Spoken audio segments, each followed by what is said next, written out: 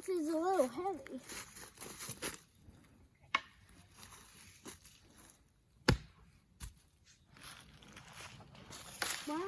Why do you use your axe in the dirt? The chainsaw, I had to lift the chainsaw. I actually want to do that. I'm getting us to do the nails. Give Daddy a nail, Maggie. So we're building a bridge. Let's walk on it now and drive on it. You may have seen in Megan's last video, she come down here. I was working on getting these poles across the creek while she was doing the persimmon. So now we're putting the boards across it so we can actually get to this side of the creek. Now, I'm just going to tell you right now, I'm not a bridge builder. I don't claim this thing to be done right.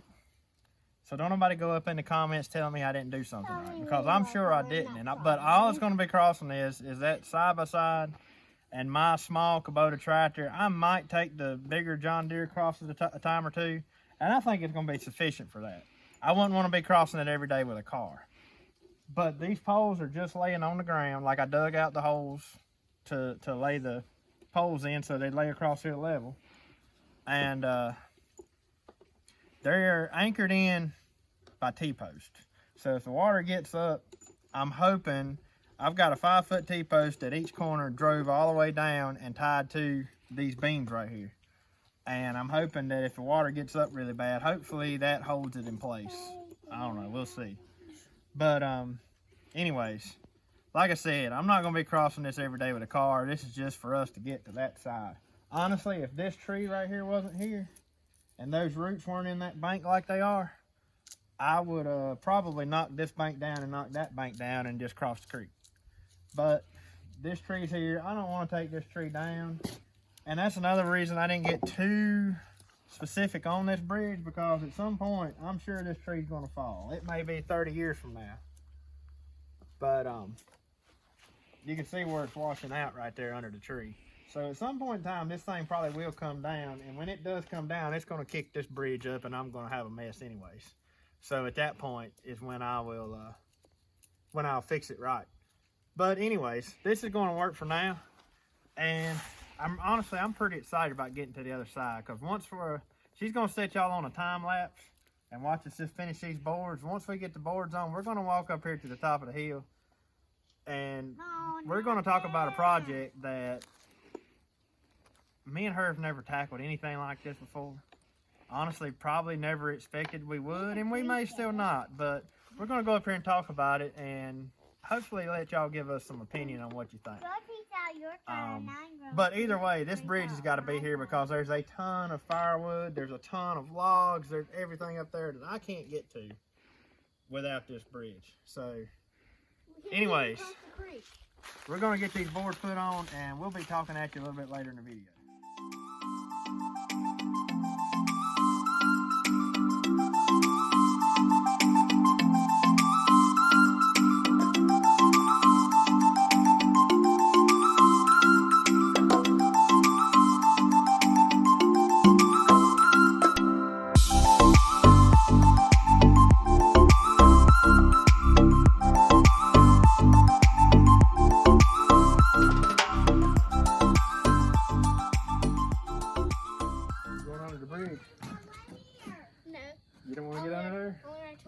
Ain't trolls the ones that live under bridges?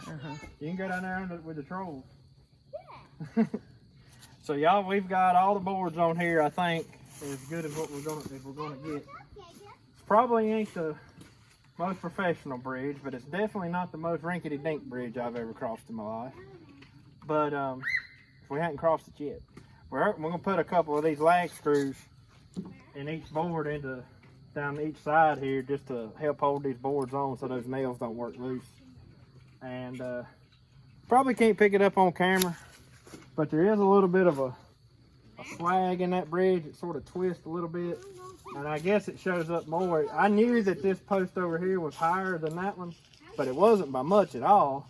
But there were so many roots up against this tree, I couldn't really dig it down any deeper.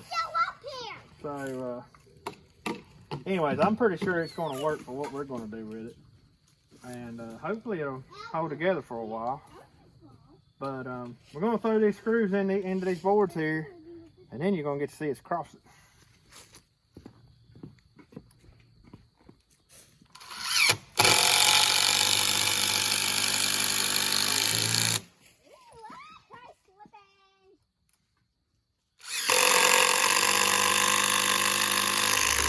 Moment of truth.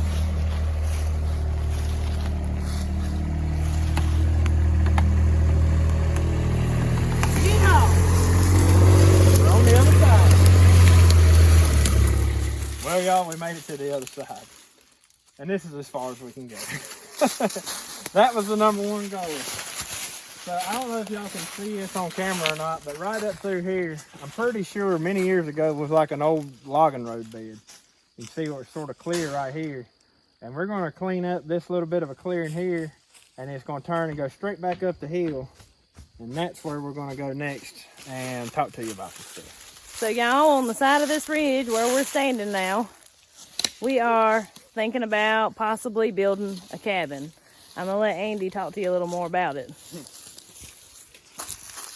So we've got a lot of work to do. The biggest problem is going to be getting the road coming up here, which is not far. Right down at the bottom of this hill is the bridge we just built. You can see the Kubota sitting You down can there. probably see the Kubota sitting down there where we just crossed at. So we're just pretty much at the top of this ridge. Well, not really at the top, but halfway up this ridge. Our big dilemma is, and we want to see what y'all think about this.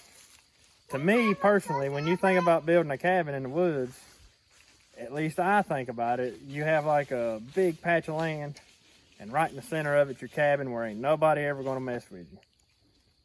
So, right here on this strip of land, it's a unique shape. It's long and narrow. So all the way from one end to the other, or I think from about where we're standing to the road, is almost like 1,000, 1,200 feet or something like that from here to the paved road. And it goes probably another 300, 400, 500 feet that way. I'm not really even sure, but it goes a pretty good ways that way. But our issue is, you can see this clearing right up here. That's the end of the neighbor's cow pasture. And our land line runs right across the bottom of his pasture. Matter of fact, his fence is on the property line across there. Spin around, Megan. Hey! This way, Hey! you can't see none of the markers from here, but about the same distance as that is our property line that way.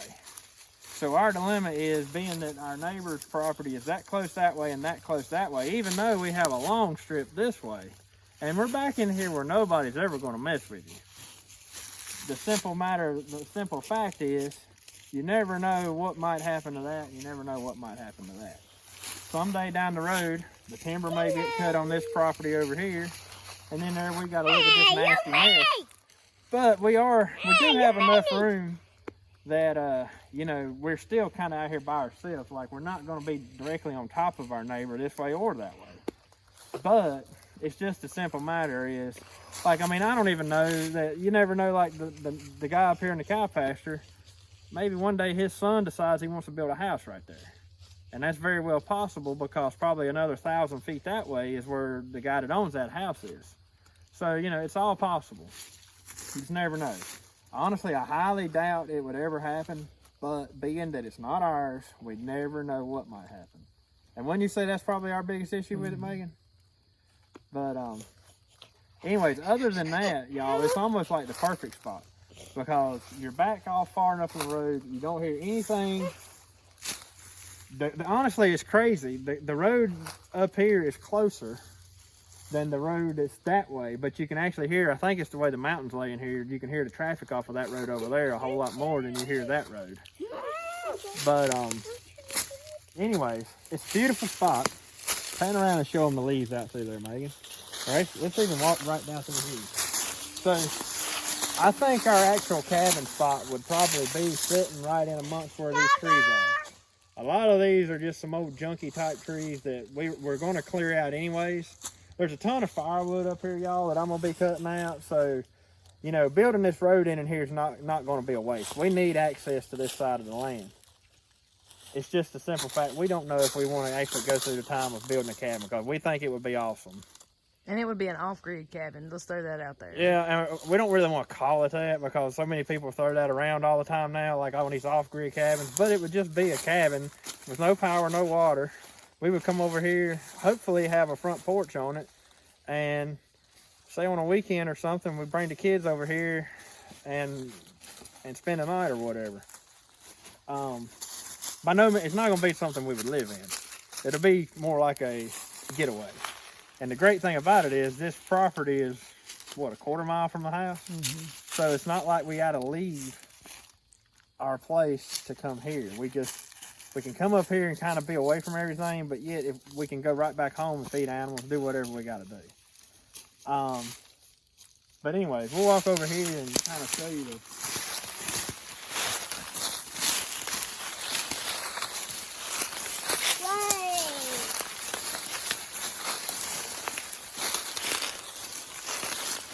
Like we've got some massive trees in here. We got this massive red oak right here. This one here, there's another red oak. And then right on up here, we've got this big red oak. And there's another huge white oak right up here at the corner.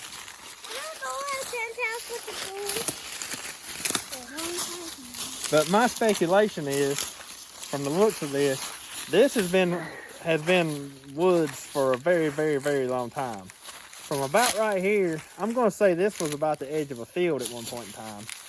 And that way back used to be cleared many years ago, because this is nothing but pines and the hardwoods are just starting to come into it. Let's walk over here real quick.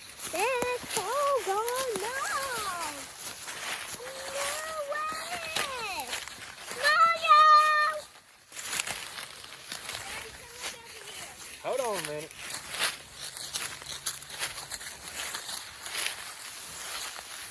Spin around here and you'll show them our view, because if we put a cabin, I'm thinking it's going to be roughly in this area, sitting sort of at an angle like this, with our front porch looking that way. So spin around and show them what we're looking at. So in the evening, the sun sets that way, and y'all, like I said, it's a cloudy day today, but right now, if you're over here in the evening when the sun is setting, it lights these woods up like it's on fire. And it is beautiful. I don't even know how to explain it. I mean, you know, maybe I've never paid a lot of attention in the woods to the leaves this time of year or whatever, but I don't know. This spot just sits just right that it lights it up, and I mean, it is beautiful across there. And, but what I wanted to say was, being that I think this was cleared, you see, this is nothing but pine trees, bigger pine trees. And if you walk right out into where it's brushy looking, y'all, there is pine trees on the ground. They are everywhere. I mean, you can't even hardly walk through that. It's so thick. But it's kind of like the evolution. I mean, this is a perfect example of the evolution of a forest. I'm sure, like I said, it was cleared at one time. The pines came up first.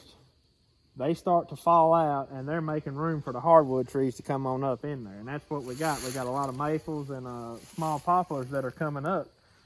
And then those will kind of, honestly, like they'll start to fade out eventually, and you've got your oaks and your hickories and everything else that come up in amongst those.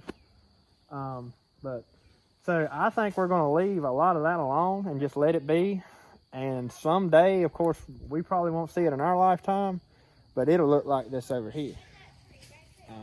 You know, maybe Jacob and Maggie will see that one day, but we won't never see that in our lifetime. However, in our lifetime, we'll probably see most of those pine trees come to the ground.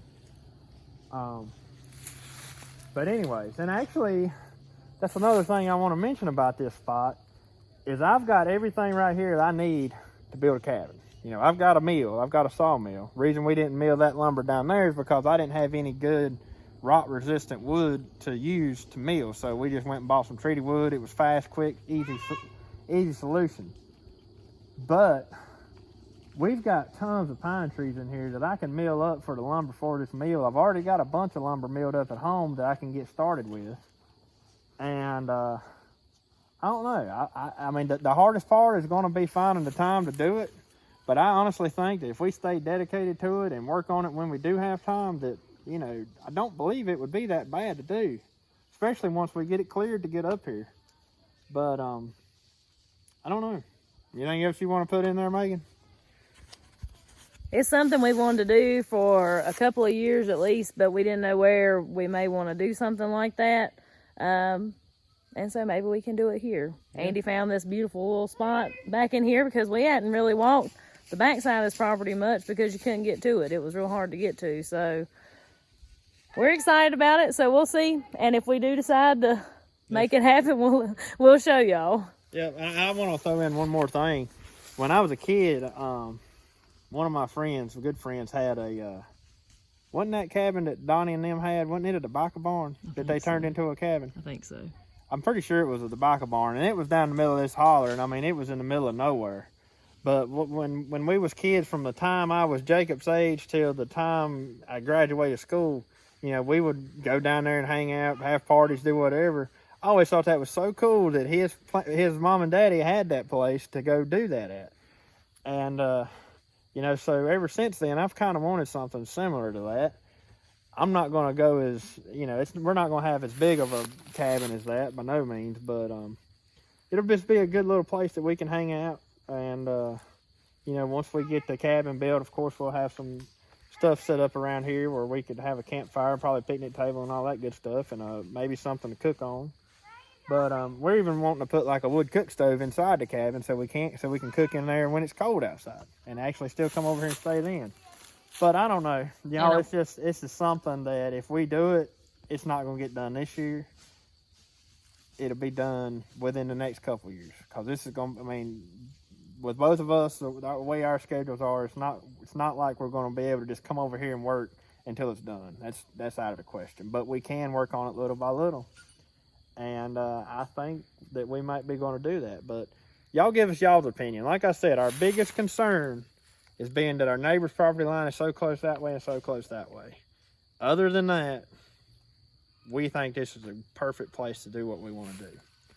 The only other bad thing about it is the road coming in here, but there's nothing we can do about that. It's steep, which actually makes the idea of a cabin over here even more special, because not just anybody can get here. You've got to have some type of side-by-side, or you're going to walk in here, or a tractor. I don't think you're going to get in here with no pickup or anything like that. You're definitely not getting in here with a car. But anyways, y'all, let us know what you think down in the comments. And like I said, if we end up deciding to do it, y'all will know about it, that's for sure. But let us know what you think, and we will catch you on the next one.